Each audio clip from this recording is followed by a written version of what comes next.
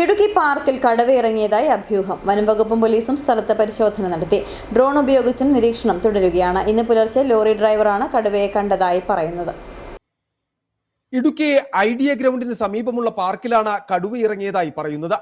പുലർച്ചെ 2 മണിയോടുകൂടി മലപ്പുറത്തു നിന്നും കുമളിയിലേക്ക് ചരക്കുമായി പോയ ലോറിയിലെ ഡ്രൈവർ മലപ്പുറം സ്വദേശി റിൻഷാദ് കടുവയെ കണ്ടതായി പാർക്കിലെ സെക്യൂരിറ്റിയെ വിവരം അറിയിച്ചു.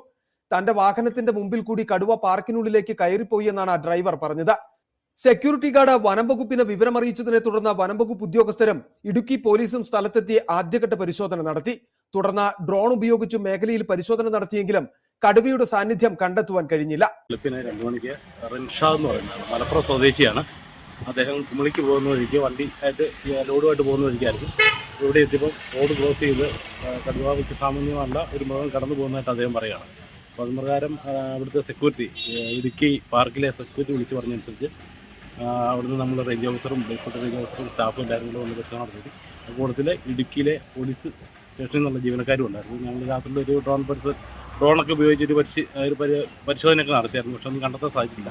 ഇന്ന് രാവിലെ ഇപ്പോൾ ഞങ്ങൾ പല ടീമായിട്ട് കയറി പാർക്കിൻ്റെ ഏരിയ എല്ലാം പരിശോധന നടത്തിയിട്ടുണ്ട്. നിലവിൽ ഒന്നും കണ്ടെത്താനായിട്ടില്ല. പക് മാർക്കുകളൊക്കെ നിങ്ങൾ നോക്കുന്നുണ്ട്, പക്ഷെ ഒന്നും കാണാൻ സാധിച്ചിട്ടില്ല.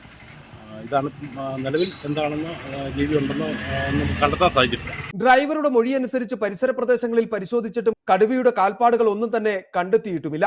ഇടുക്കി ജില്ലാ ആസ്ഥാനത്തെ പല മേഖലകളിലും പുലിയിറങ്ങിയതായി കഴിഞ്ഞ ദിവസങ്ങളിലും അഭ്യൂഹം പരന്നിരുന്നു. എന്നാൽ ഇത് പൂച്ചപ്പുലിയാണെന്നാണ് പിന്നീട് സ്ഥിരീകരണമുണ്ടായത്. ഇടുക്കി പാർക്കിന്റെ പരിസരത്ത് കടുവയെ കണ്ടെന്ന അഭ്യൂഹം പരന്നതോടുകൂടി മേഖലയിൽ ജനങ്ങൾ പരിഭ്രാന്തിയിലാണ്. City vision, Idukki.